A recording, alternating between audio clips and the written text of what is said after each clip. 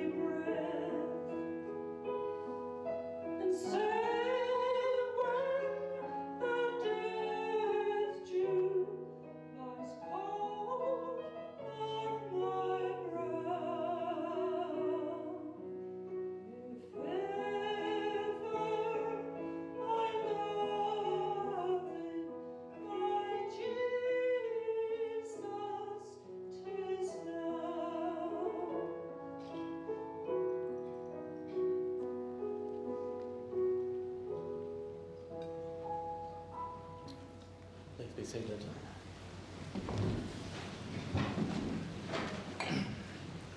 Ngā mihi nui kia koutou katoa, large and warm greetings to you all. We are gathered here today to celebrate together an incredible woman, Anne Elizabeth Ashford, to remember her life, to grieve her passing, and to share together our memories of her.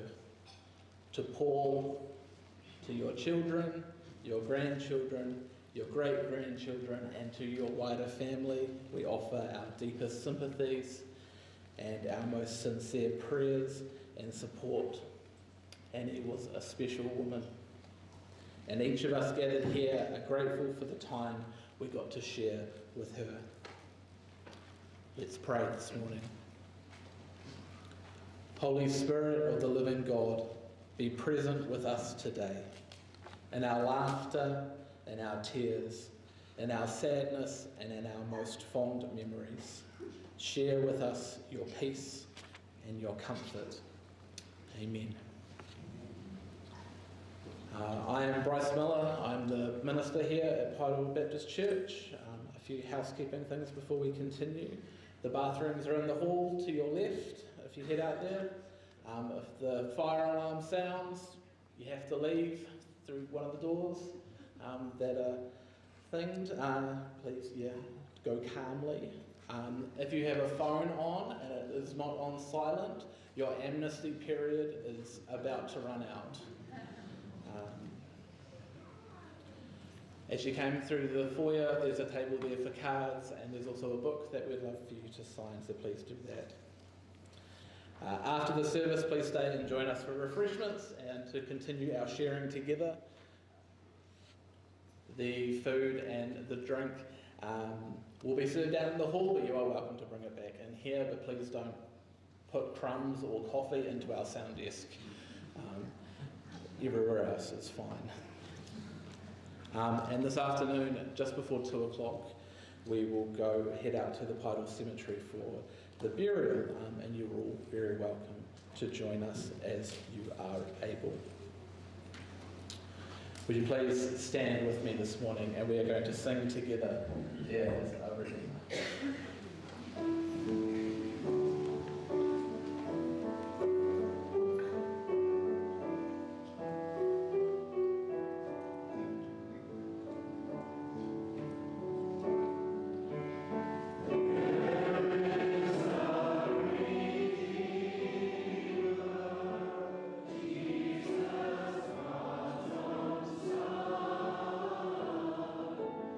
Precious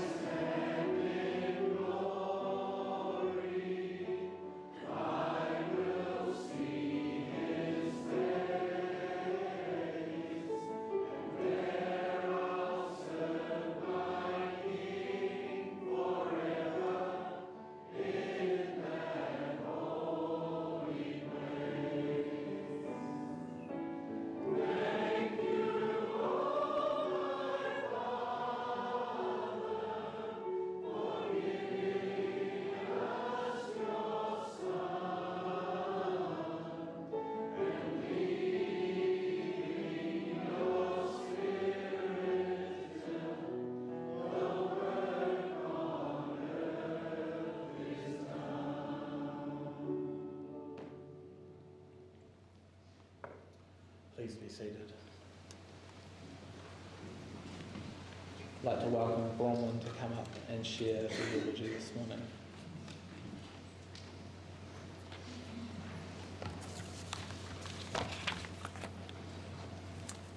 Thank you. I look like I've got lots of paper, mainly because the print's very big, so I can read it. So, on behalf of Dad and family, actually I'm just realising I didn't make it quite big enough, I would like to share Mum's eulogy and a few of our memories. I know Mum would feel very humble looking around and seeing how many people have come together just to celebrate her life. Anne Elizabeth Ashford, née Stevenson. Mum was born in the winter of 1932 in Whangarei. She was the eldest daughter of Len and Wyn Stevenson and was later joined by two siblings, her brother Richard, affectionately known as Dick, and sister Jill. Mum was devastated when Uncle Dick passed away at such a young age. Mum was also a much-loved niece of Uncle Hori and Auntie Edie, who had three sons, Doug, Ross and Major. Mum loved playing with her boy cousins and was spoilt by the family who loved having a girl around. Even through her final days, Uncle Major made his weekly phone call to Mum, which she truly cherished. Mum attended Whangarei Girls High and the family spent their holidays at their beach batch in Whangaruru, an hour north of Whangarei. Mum was very excited when Christine and Michael's family started spending their summer holidays camping there too. When Mum entered the workforce, she moved to Auckland and took a position as a secretary to a well-known Baptist businessman. Sadly, on Christmas Eve 1953, another girl named Anne tragically lost her life in the Tangawai railway disaster. She had worked for the Baptist Union office in Wellington. Mum was then asked if she would take up her position as secretary to Lawrence North and Jim Bird, the heads of the Baptist Union. Later, Mum became manager of the Baptist bookshop in Cuba Street. During this time, she lived at the Central Baptist Hostel, where she met a certain young man named Paul who attended the church. Dad was a favoured suitor as he possessed a vehicle in the form of a standard Vanguard. They were members of the Central Baptist Youth Group and romance blossomed. Another member was a young lady named Jeanette Austin. Mum and Auntie Jeanette became best friends, bridesmaids at each other's weddings, sustaining a lifelong friendship. In February 1961, Mum and Dad were married at the imposing Baptist Tabernacle in Auckland's Queen Street by the Reverend A. Clifford, the then head of Carey College, where their marriage is recorded in the Baptist College Register. Dad recalls the day as being so hot that the hem of Mum's dress was splattered with melted tar, much to her dismay. Their honeymoon began with a few nights spent in Uncle Hori's Auckland flat, although they were rather surprised when he unexpectedly arrived to stay too, so he could attend the business meeting the next day. After a brief sojourn in Waiheke, they started their journey home to Wellington, staying at the picturesque Tongariro Chateau. A drive up Mount Ruapehu ended with them being stuck halfway up due to the protests of their 1939 Austin 10, which was laden down with wedding gifts. Dad commented that Mum was able to make wonderful friendships wherever she lived, with their wedding guests filling an entire plane from Wellington. Mum and Dad then purchased a section in Nio, Wellington, building a house there. Mum doing all the painting and wallpapering while pregnant with Jenny. Fiona mentioned that while Mum was confined to her bedroom at home, she often reminisced about the time she and Jenny had wallpapered it. Dad remembers a family friend, Sir Dawson Donaldson, arriving in his chauffeured car and being offered the use of their toilet, which boasted a door with no top half. Their eldest daughter, Jenny, was born in 1962. Mum's obstetrician, Dr. Diana Mason, arrived to check on her heavily pregnant patient, resplendent in her beautiful evening dress. Off to the opening night of her husband Bruce's play, she was very keen for Mum not to go into labour that night. Their second daughter, Christine, was born 16 months later, which ensured they didn't have too much free time on their hands. When Dad was 18, he had suffered a back injury working as a carpenter. Subsequently, he was employed as a salesman by the Maple Furnishing Store. Mum, fed up with waiting for his manager to move on and allow Dad to be promoted, found a small grocery shop for them to buy in the small town of Waihi while holidaying with her parents.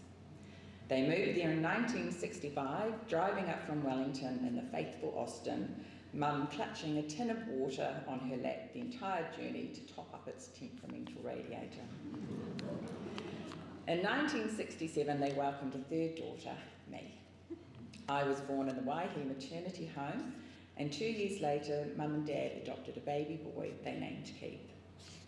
As well as raising her family, Mum worked alongside Dad, running their IGA grocery shop. As kids, we loved the shop, and may possibly have been guilty of a few sneaky lolly raids or two. Mum and Dad were faithful members of the Waihi Baptist Church. We recall many a Sunday school picnic, held at Bowentown.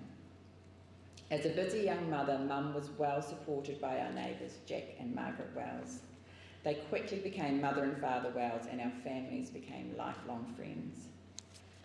I particularly loved spending time with them, always claiming Father Wells's knees for cuddles, to the extent that Dad recalls a Waihi Santa parade, which after seeing Santa's hand, I yelled out, "That's not Father Christmas, that's Father Wells."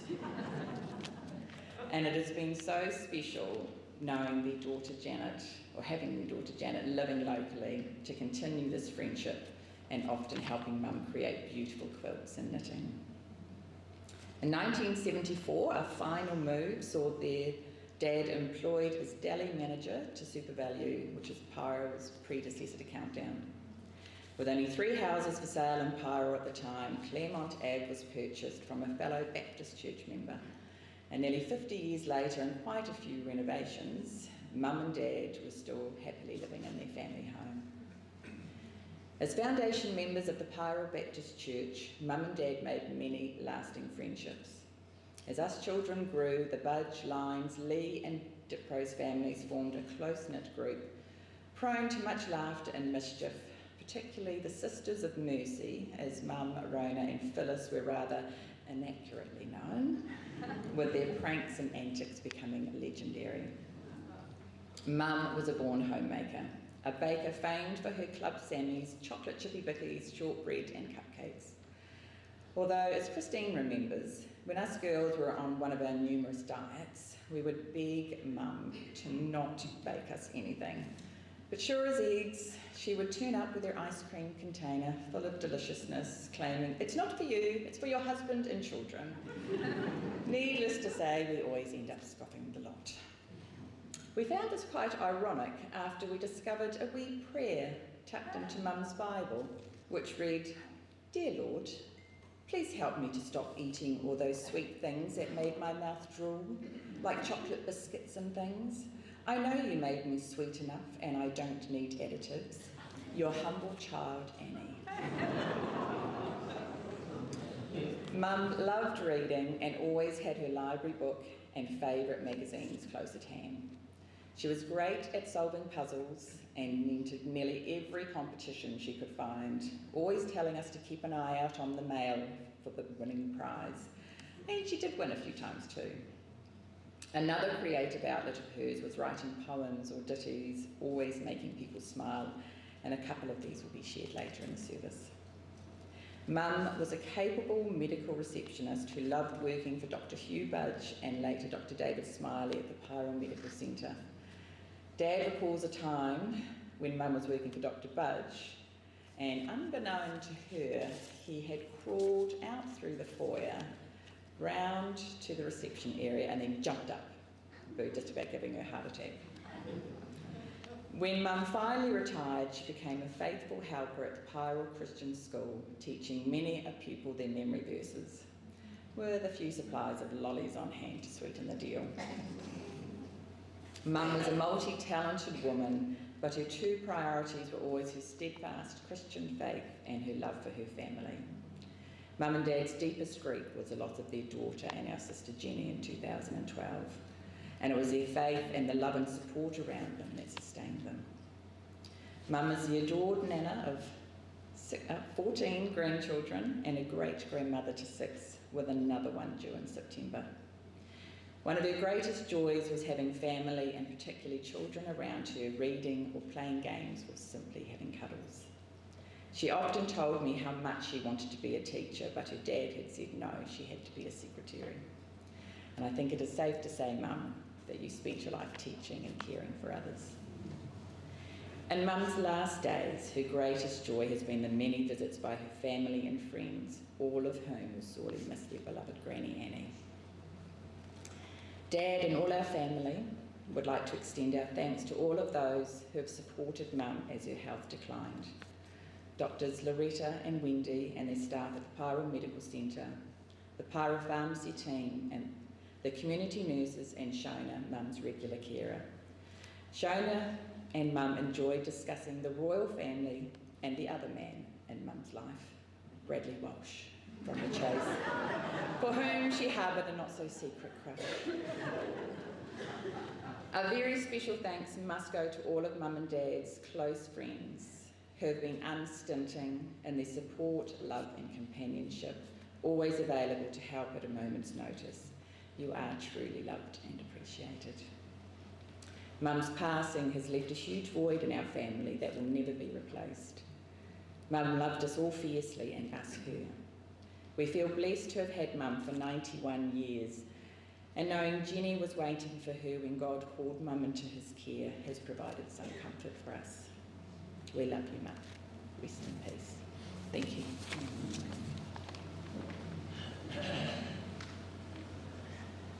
Keith, let me come and share.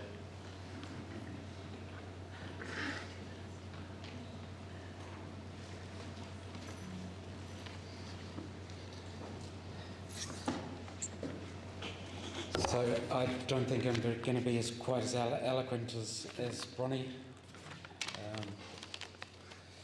Hi everyone, my name's Keith, Mum's favourite son. It's hard to put down on paper today. Mum has been so much to so many. To me, Anna's love.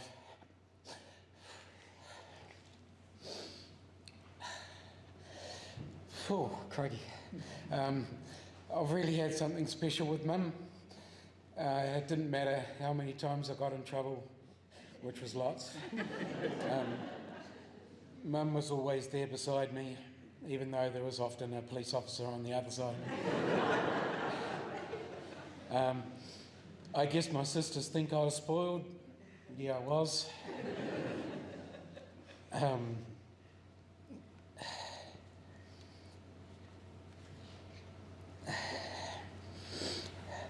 I bet you many times growing up, Mum wondered why she chose me. I was adopted and, excuse me, I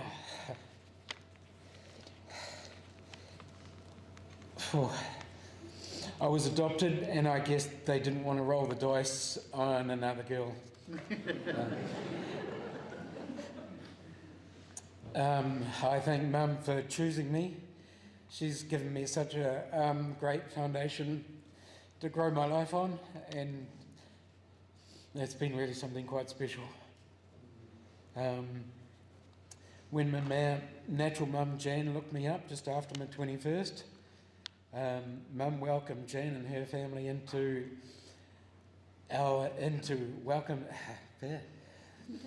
Mum welcomed Jan and her family as she welcomes everyone else, with open arms, love and chocolate chippies.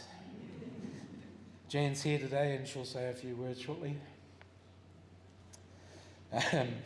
On being naughty is the heading to this one.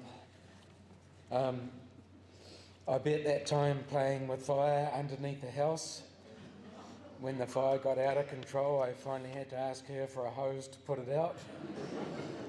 I guess she probably wanted to pass me back. Or down to the school principal for smoking again. Please take him away, maybe. But no, Mum would hug me and tell me how much she loved me, but would also break a few wooden spoons on my butt.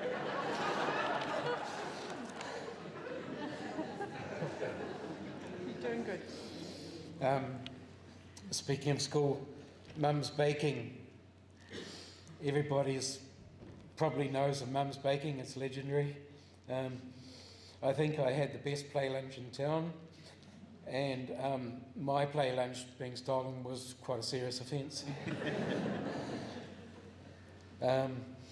Saturday morning memories of Mum spending the whole morning cooking in the kitchen, making chocolate chippies, peanut brownies, chocolate slice, chocolate cakes, you name it. She just, every Saturday morning was spent baking and filling up the tins for play lunch and friends visiting. Mum's sense of humour again is quite legendary as well. The Sisters of Mercy pranks, which you'll no doubt hear, they're also legendary. Growing up with Mum's pranks was just great. Go on. Dr. Budge's medical rooms, KY jelly on the door handles. Of all the doors, just screams out Mum and the pranks in that doctor's surgery. And all kinds of shapes of decorations hanging off the Christmas tree. One particular something hanging as the star on top of the tree. Some people will remember, which can't be shared here.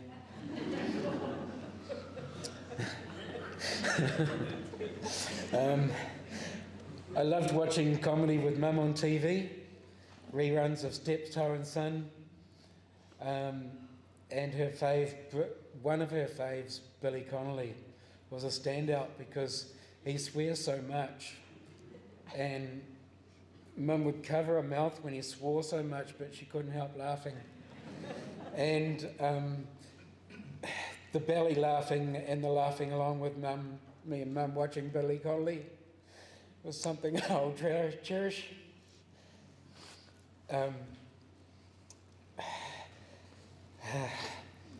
Another one, when I first started smoking cigarettes at home, Mum snuck up behind me while I was outside and she tipped 2 litres of water over me.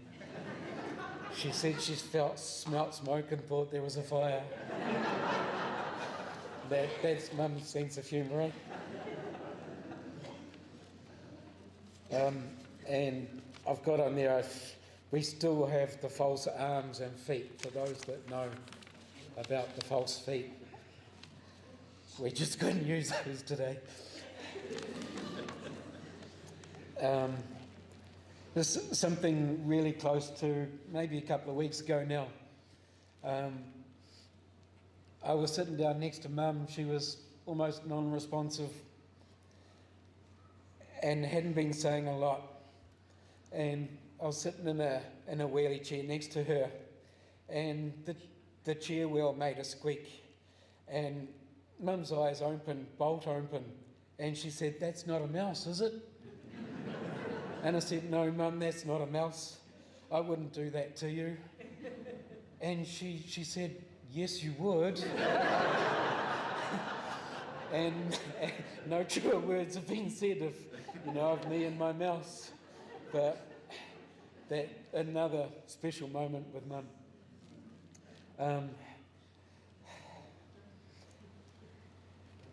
So that was Mum and me. We shared some special times, and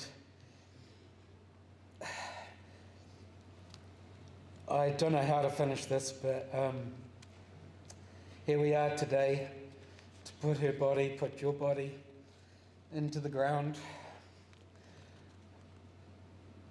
But Mum's beautiful, loving, caring, creative, funny soul is now with her Creator in heaven. Thanks for being my mum. Awesome. Jan. This is Keith's birth mum, Jan, coming up. Jan just wants to share a few words as well. The first question Keith asked Jan when they met, how tall are you? And you can see why. Yeah, that's right. Hey, I get to do this for someone else. Not very often. Not very often. I want to talk to Annie. I know you can't hear me, Annie, but I know I'll see you again. And thank you, Annie, and thank you, Paul, for choosing Keith. Yeah, and thank you for making him your own. The day before Keith turned 22, I got my first phone call from him. And he told me about his wonderful mother and his father and his sisters. And he just said it, he stole my words. He asked me how tall I was. That same evening, Annie called and we talked for hours. She told me so much about Keith from the time they got him. She told me how much she prayed for me. And in God's timing, 5 years later, I learned of the love and forgiveness of our Heavenly Father. So thank you again, Annie.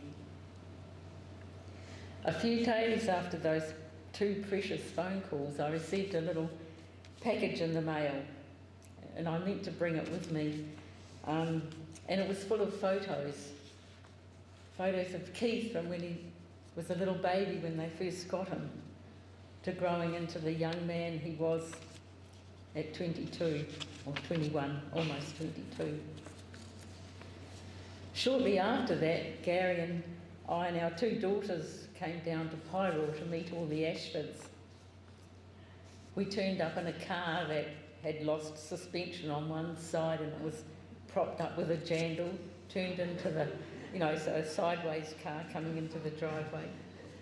And we got to know the Ashfords then, and what a wonderful family Annie and Paul have around them. And looking through the photo albums that particular weekend, I could see the gaps where Annie had taken those photos out that she sent me. What a gift. So thank you, Annie. We'll meet again when Jesus returns. Bless you all. Thank you for being part of my son's life, growing him into the man that he is today. Thank you.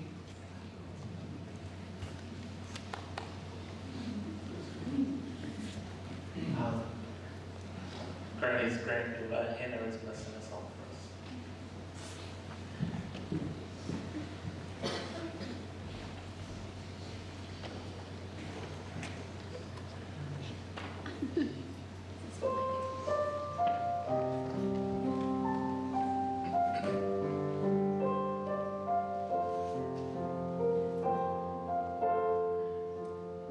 Christ alone, my hope is found. He is my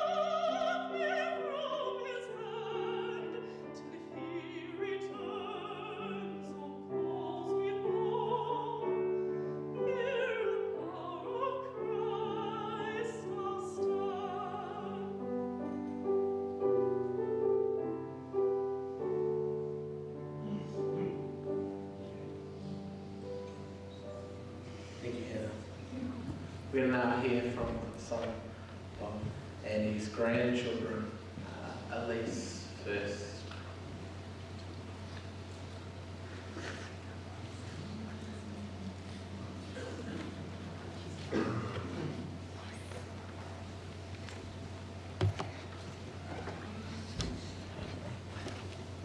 Okay. All right, let me just pull it out. If you don't mind me just reading off my phone. But, hi, I'm Elise, and I'll be speaking on behalf of myself and Jazz. We're one of Keith's daughters. We're Keith's daughters. I'll keep this short and sweet like us. I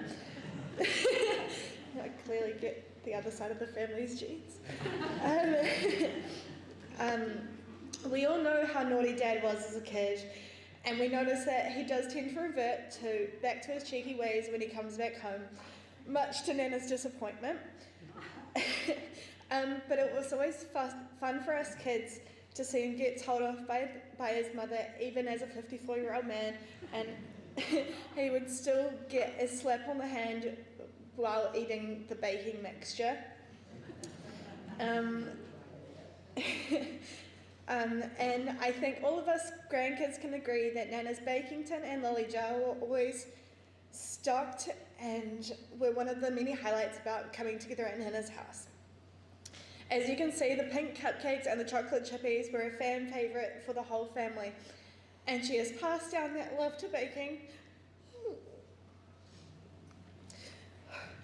She has passed down that love of baking to Jazz. If Dad catches her on a good day to make some of Nana's famous chocolate chippies or pikelets on the weekend. We've always lived up in Auckland, but we spent every school holidays down in Paeroa staying with Nana and Grandad, and they were some of our favourite memories, especially because I was lucky enough to have both sets of grandparents live right next door to each other. So every day I'd just pop through the side gate and spend every day with Nana and the rest of my cousins. We would climb the tree out the front, and occasionally I'd help Nana deliver Meals on Wheels. And we would always gather for a roast meal at the end of the day. No one could ever make roast potatoes like Nana. Nana's house just feels like home, and she'll always be there with us. I also have a poem to share that Nana wrote for her mother on Mother's Day. There is no other like my Winnie.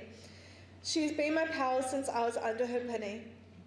In the mornings when I made her ill, but when she first met me, she got a thrill.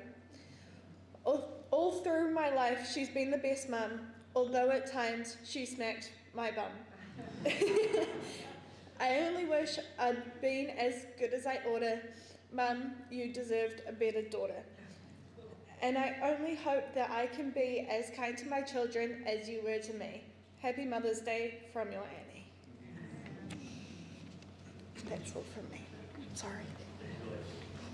Joshua.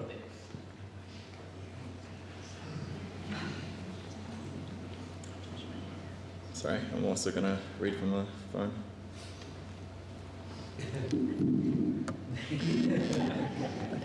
The other part of the family, eh?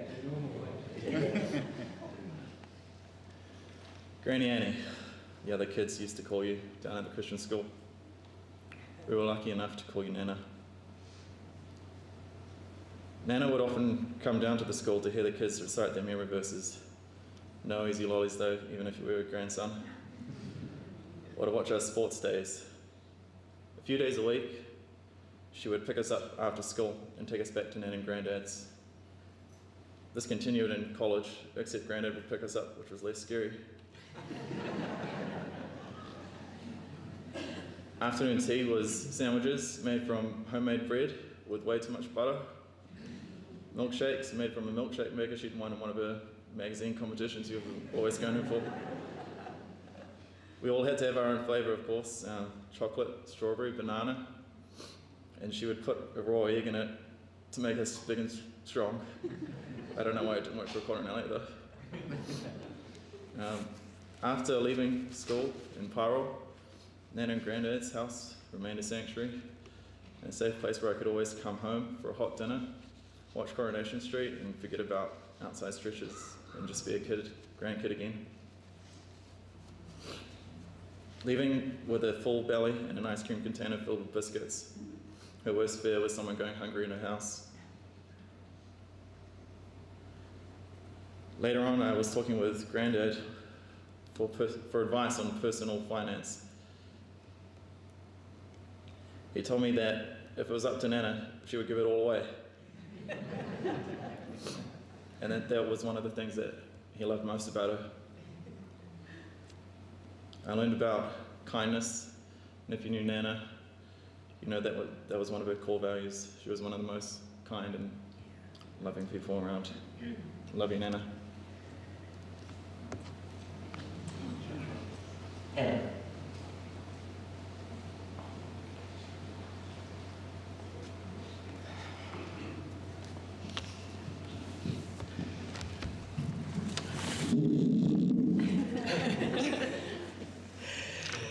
Oh, it's been pretty hard trying to write this. But it's been really important for me to be able to share just a bit of what Nana meant to us.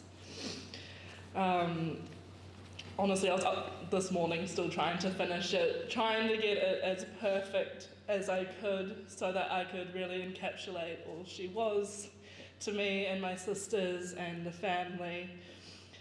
She has been part of my entire life, and for so many of us, she has been that warm, smiling, giving constant, always there with those bickies and cupcakes and magazines. Many of you know her here as Anne or Granny Annie, but for us, she was our Nana. We were really lucky growing up. You know, Claremont Ave was only a couple of minutes drive from our home our entire life. And we spent at least one afternoon a week, often more, at our Nana and Granddad's. We would come to school, come after school and be greeted by small plates covered with a variety, typically consisting of a packet of chips, homemade baking, a sandwich or a roll, savouries, some crackers and cheese, a pink raspberry bun, some lollies and some fruit. And of course, to quench our thirst, is the milkshakes. And if we were peckish later, there'd be an ice block. And then there would be a lolly or two from the lolly jar. I do have to admit that apparently my auntie, uncle and my mum, I would sneak my fingers into that lolly jar when I thought nobody was looking, just to get a little bit of extra sweetness. But when we weren't eating food, we were making it. And I think Nana taught us everything that we know about baking. We learnt the chocolate chippy cookies, the shortbread, and ginger gems. Whenever she was making a bacon egg pie or even a sweet pie, she would always leave us some pastry and we'd cut out little shapes and designs and put a little bit of jam on, and she would chuck them in the oven for us to take home later.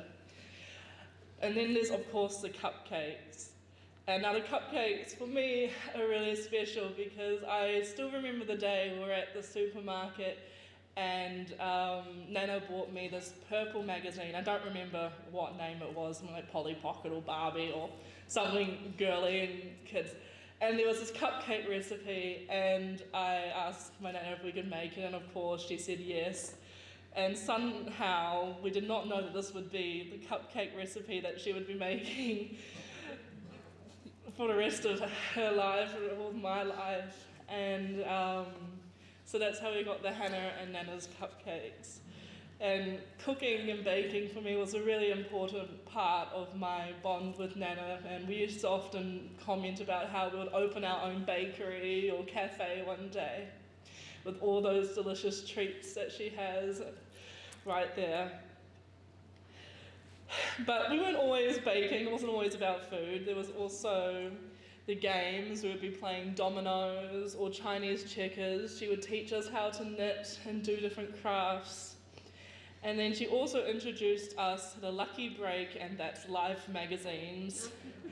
And I remember when we were young, we would start off just doing the easy puzzles like the word searches, and I think there's a couple of pages of just like little 5-minute ones that she would give to us girls, and would write our answers on the back page that she would be sending in.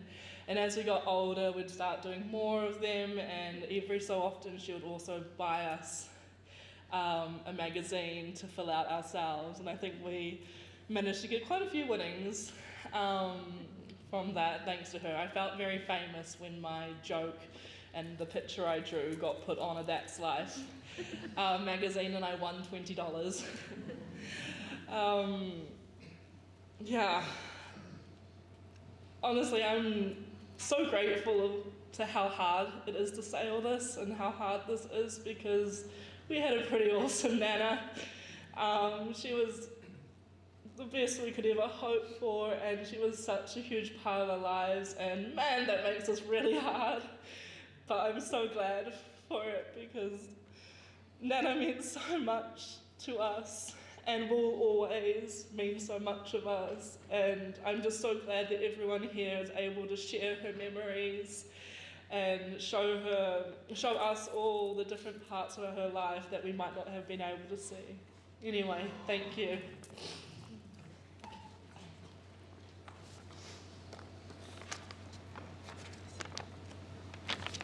I just have a reading from Nana's Bible. It's called Hymn to Celebrate a Long Life. Sing no sad songs today. Bring gratitude, not grieving. This life we celebrate and honour at the leaving. For ripeness of our years, for richness of our days, for gifts unique and dear, we give God thanks and praise. Now death itself is past, the deep we cannot measure, and nothing good is lost, that from her life we treasure. Her image and her thought, the ways we knew her best, like flowers are gathered up in memory's bequest. O God, who gave us breath, our ending is our beginning, you cradle us in death, our sorrow underpinning. And as our bodies die, as dust returns to dust, so may our spirits rise on wings of hope and trust.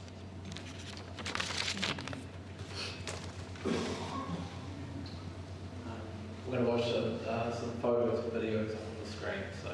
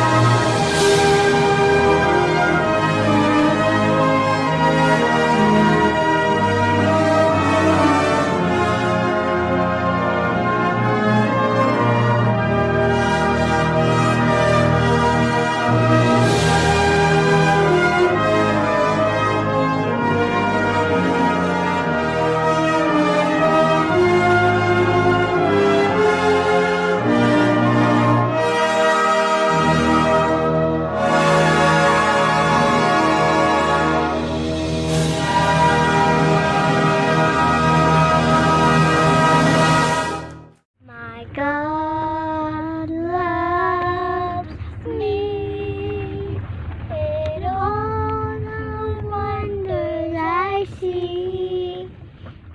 The rainbow shines through my window. My God loves me.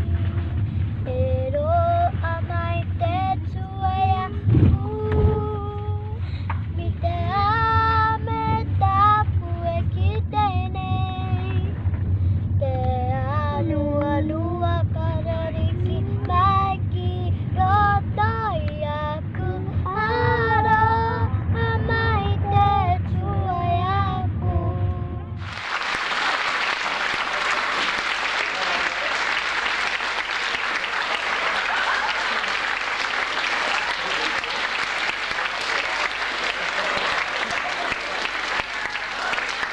Oh, and just to say that this is a little bit different sort of an evening from what you've expected. So, Paul, we want you just to sit down and relax and enjoy yourself. You can sit down.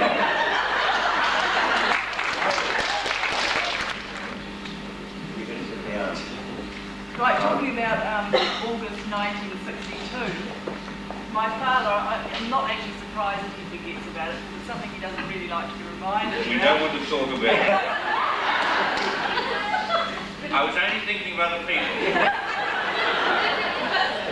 On this particular night that I was actually born, my poor mother, who was sort of quite heavily pregnant, obviously, they decided that it was time to go to the hospital. So he got out, went out into the car, it was quite reasonably late at night, and he goes out into the car and says, well, I really don't want to wake the neighbours. You know, he was quite embarrassed about the whole thing.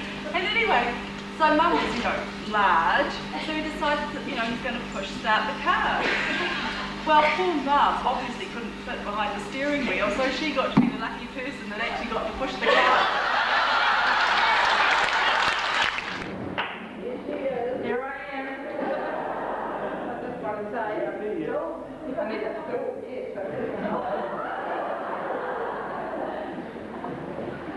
Thank you.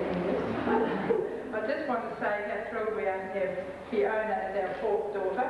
We always wanted four daughters, but gave up and bought Keith.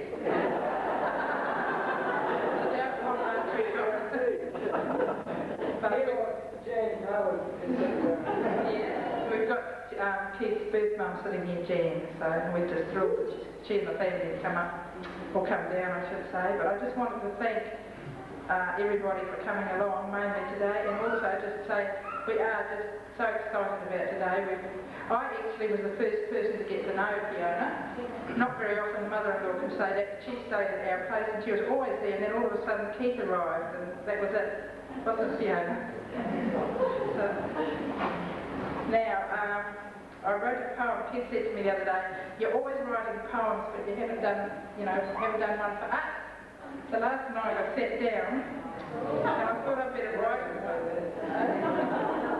Keith, here we are. Keith, you're a marvel. Keith, you're the best. You've caught Fiona and beaten all the rest. We all just love her and think she's really great. She'll be the perfect wifey plus your extra special mate. Over 2 years ago, Fiona came to stay with us. Swatting for her bursary, she didn't make a fuss. Then our Keith came home to live, the spark was lit, and wow, the swatting was forgotten. They fell in love and how. Fee was always home with us as time went on, we found. Or Keith was down in Wood Street checking on the ground. So we're really thrilled at last to have another lovely daughter, and so congratulations, Keith. You chased her and you caught her. So from John and Jen and Chris and Brian, Christina and Israel too, Nick and wee Josh and Mum and Dad, welcome to Ashford Zoo.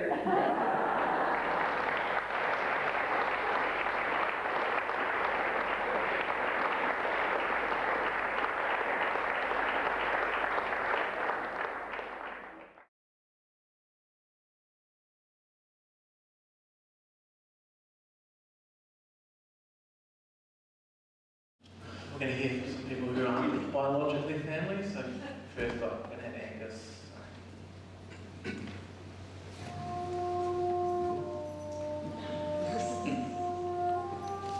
Oh dear. You know, it didn't go as far down as it did for Keith, so there's small mercies.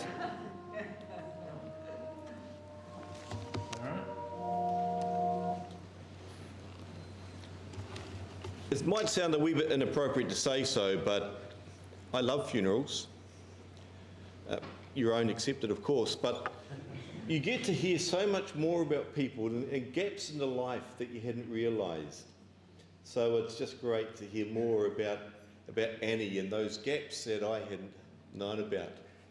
And I think to have something in front of us that says, in loving memory, nothing could be more appropriate with respect to Annie. Samuel Johnson once said that comparisons are odious, and I know that it's true, but I always get a certain joy when Keith speaks, because it makes me realise I was nowhere near as bad as Mum and Dad might have thought I was. Mrs. Ashford, or Annie, or Granny Annie, saw her 91st birthday. 91 years and into her 92nd, and she decided that was enough. 91. That's a big number. An A or an A plus in any sort of examination. And Annie had her fair share of examinations in her lifetime, not least, as we've heard, the loss of Anne and Paul's daughter, Jenny. In the examination of life from the Budge perspective, which it is my honour to talk from, Annie passed with flying colours. Having moved to Paeroa with 4 kids and Paul in tow 50 years ago or so, and stopping at Claremont Avenue, Annie made such a special mark on our family. She worked for our dad for 15 years and was such a special part of his medical practice. She brought kindness and a caring presence to the patients.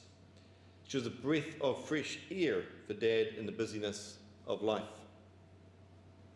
She was a great friend to Mum over many years, and I know that Mum and Dad would have loved to have been here, but for pretty obvious reasons they can't. And she and Paul were one of those couples that navigated life in faith with our family, loving and caring and taking an interest in all that went on. Always with a keen sense of humour, from pranks on friends with apple pie in beds, I'm not sure what the modern equivalent is, to dressing up in outrageous costumes with Mum and going around the Paeroa pubs on New Year's Eve. Completely incognito. Well, at least they thought they were. To Mr. and Mrs. Ashford, integrating their family with ours, Jenny, Christine, Bronnie and Keith. And what a joy to have been brought up in so much of our lives with you, and you sharing your Mum and Dad with us. Not having our own extended family in New Zealand, you all filled that void and were dear friends, and so very special to all the Budges. I know Sarah, Fiona and Rachel would all love to have been here today, and they send their love.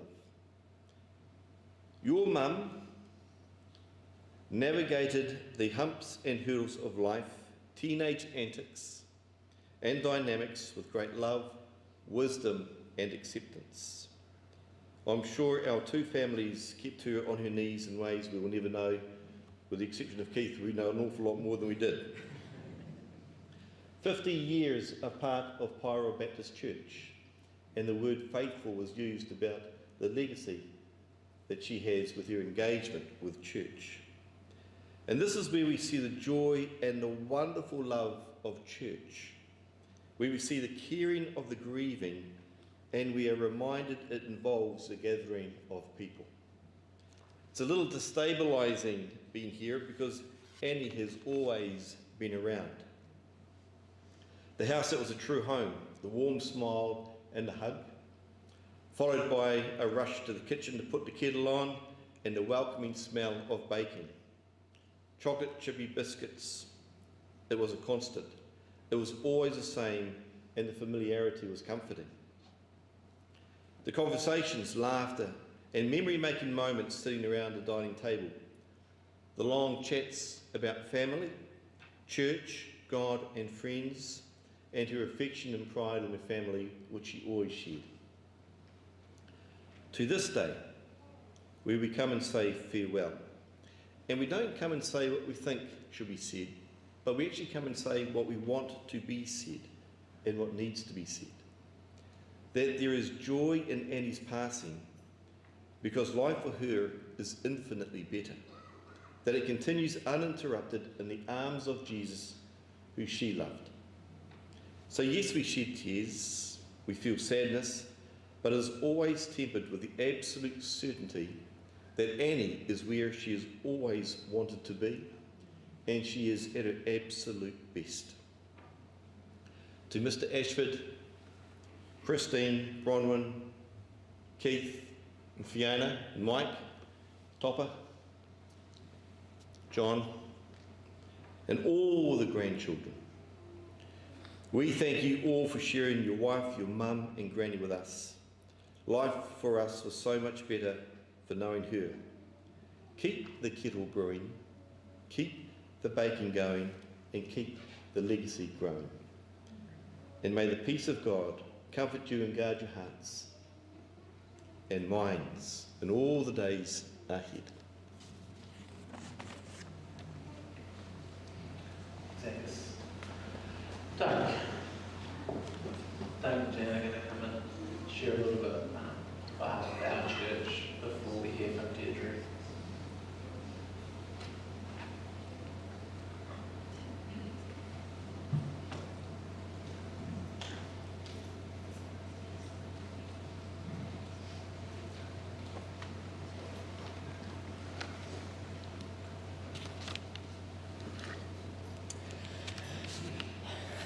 I'm really glad that God makes us unique individuals, and that He put together these unique individuals become a wonderful body of people. Annie Ashford, Granny Ashford, Mum, Nana, however you knew her, or this lady was special. The first name on the membership book for Paeroa Baptist Church is Anne Ashford. Very appropriate as Annie served so many in her wonderful, cheerful way. She was respected, loved, and an important part of our community. Annie, as we've heard, has a great sense of humour and loved to play tricks on people she worked with. And at church camps, teamed up with her friend Rona, many experienced their fun. Annie was a great listener, and as people shared stories with her, she would tell them, she would pray for them, and she did. Some mornings I've arrived and she would be sitting with her Bible and praying. Annie was a great prayer. She was also very generous. Her baking was legendary, as we've heard again, and in the church situation it was people were able to share in that, especially chocolate chip biscuits, shortbread, cupcakes, and also many received her sultana cake, still warm from the oven. Annie was a great knitter, so many new babies received lovely knitting. New mothers also received wonderful support and encouragement from Annie. Around 1988, the church sent a team to Fiji. I think it was about 12 or 13 of us went. Paul and Anne and I were part of the team. We had an amazing time. Paul building and fixing stuff along with me and some of the other guys. Annie out among the people, visiting schools, some outdoor street ministry, and some home visits, and some home groups. Annie was in her element. She got on with the people and loved the local folk. She was a great encourager and lots of fun, and the people loved her. On the way home, we stopped in Lautoka for a couple of nights where we were billeted around the area. Annie and Rona had wandered off to find some locals to talk to and were unable to find their way home. There was no cell phones. They didn't know the address of where they were staying. After some time, they came round the corner and saw me sitting on the front step of the house where I was being billeted. I have never seen two ladies so pleased to see me. I was able to help them find their billet, and the input in Paul and Annie on that trip made a very special time for all of us.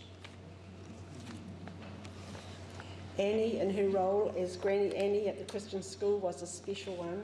And we've already heard that she went to the school to hear the children's memory verses. She loved the Word of God, and so was keen for the children to know these verses off by heart. She would take along her supply of lollies so that when a child recited the verse, they'd get a lolly. And if they didn't know their verse, they were encouraged to learn it for next week to get their lolly. Except for Connor, he told me, he still got his, whether he knew his verse or not. Annie and Paul have walked some hard paths, asking hard questions of God, and yet Annie's trust has been deep and strong and her love consistent. Annie leaves a wonderful legacy to her family, to the church family, in fact, to all who knew her. Her faithfulness, her humble graciousness, her generosity, and most of all, her love for all of us. We will miss her. Annie has done life well and been a great inspiration. We have been so blessed to have her in our lives. Thank you. Finally, we'll hear from Deirdre.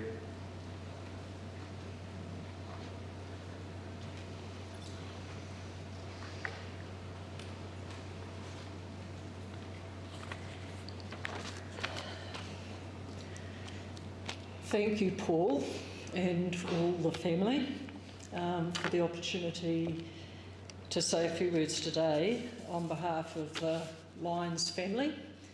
I was going to say many of whom are here today, but we're all here, and that's wonderful. Yeah. Annie, my friend, there are so many wonderful memories. I will remember you as a loving, gentle and caring friend, always happy to see us. Thursday nights won't be the same. We used to speak on the phone every week, and you would always answer the phone with, "Hello, my friend." And it was the same greeting that you used to have for my mum in years gone by. We would then proceed to catch up on the week's events. I used to tell Annie how special she was to me. It was like having a little of my mum back. It was so precious. And she used to say, having me to talk to was like having a bit of her Jenny back.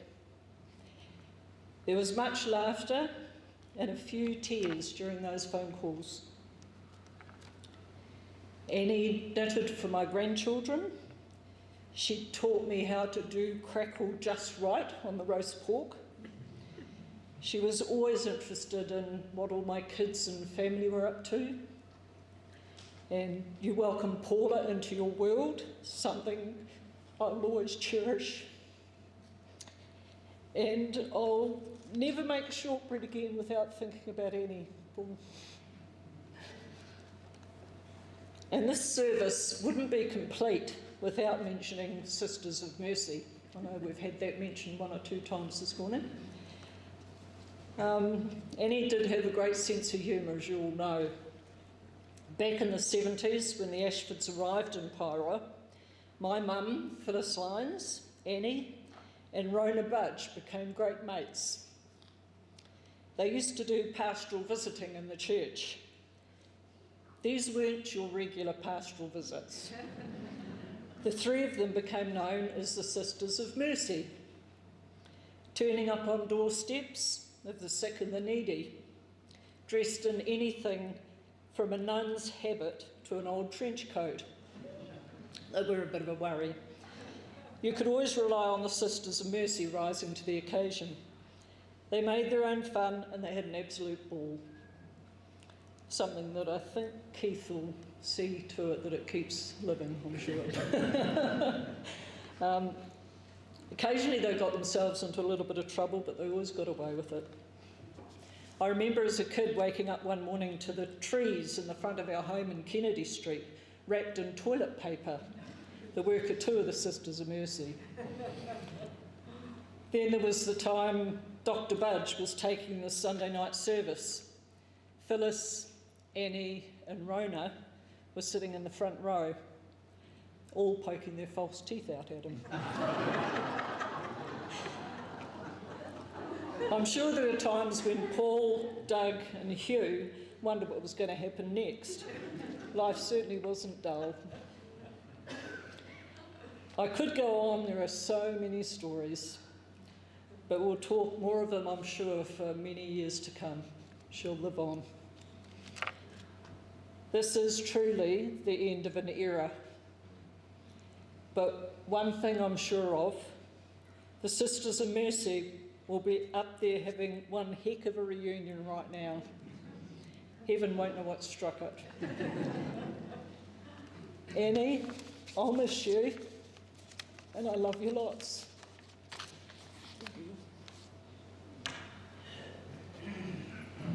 Thank you to all those who have shared this morning. There'll be more opportunities as we have tea and coffee afterwards. Why don't you stand with me and we will sing the Lord's My Shepherd.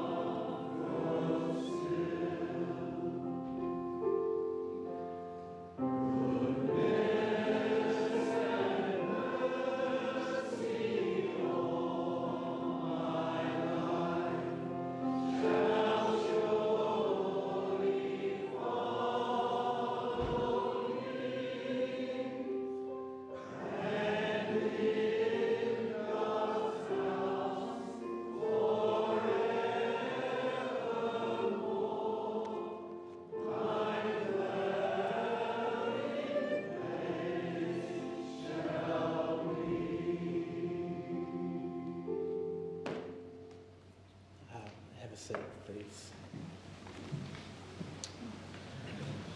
The first thing I was told about Annie when I arrived here just over 3 years ago to be the pastor was that her and Paul were our founding members, along with a few others.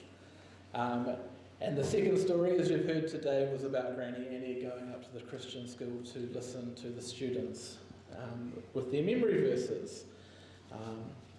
And as I was told, if they got it right, she would reach into her pocket and they would get a lolly. And if they got it wrong, she would reach into her pocket and they would get a lolly anyway.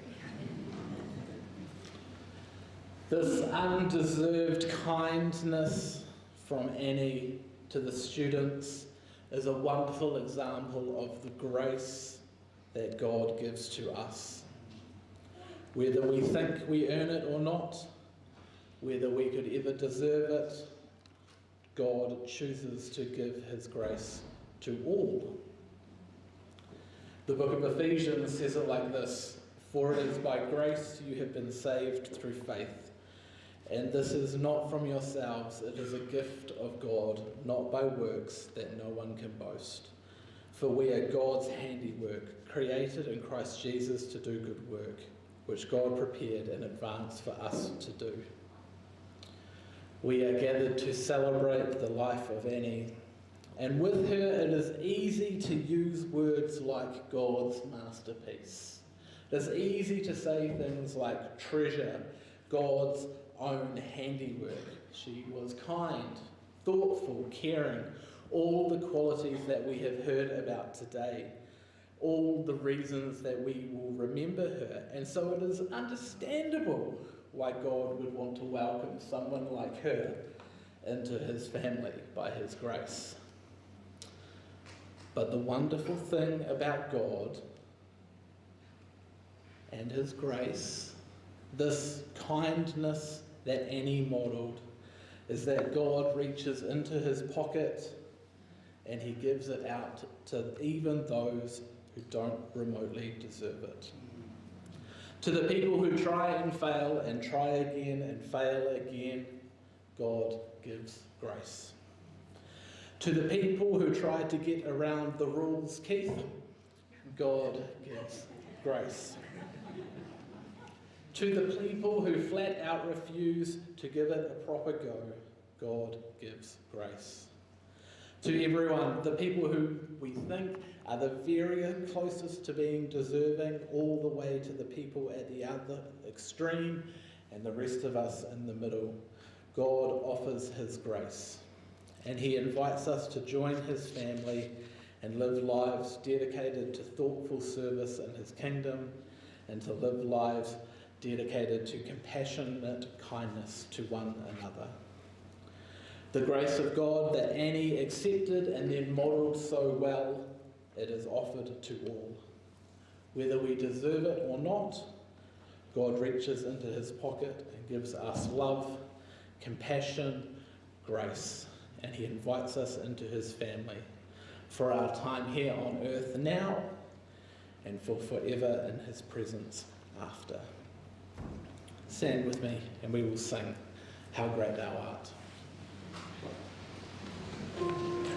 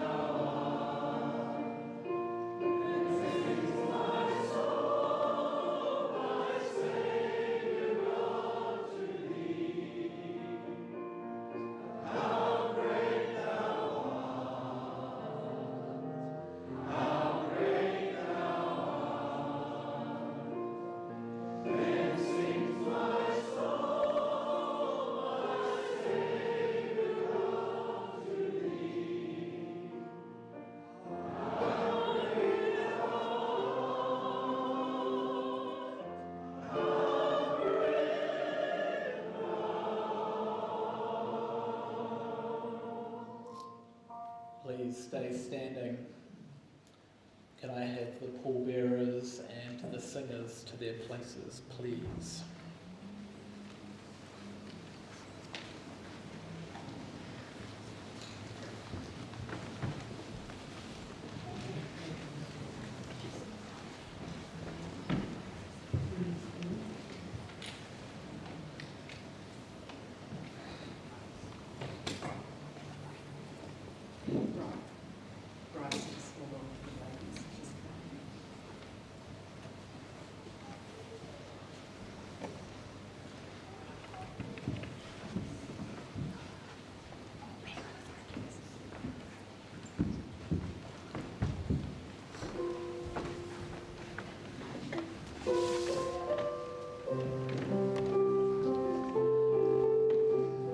Today we release you. We will hold on to you in our cherished moments and our memories of you. And we trust that Jesus holds on to you now until we meet again. May God hold you in the palm of his hand.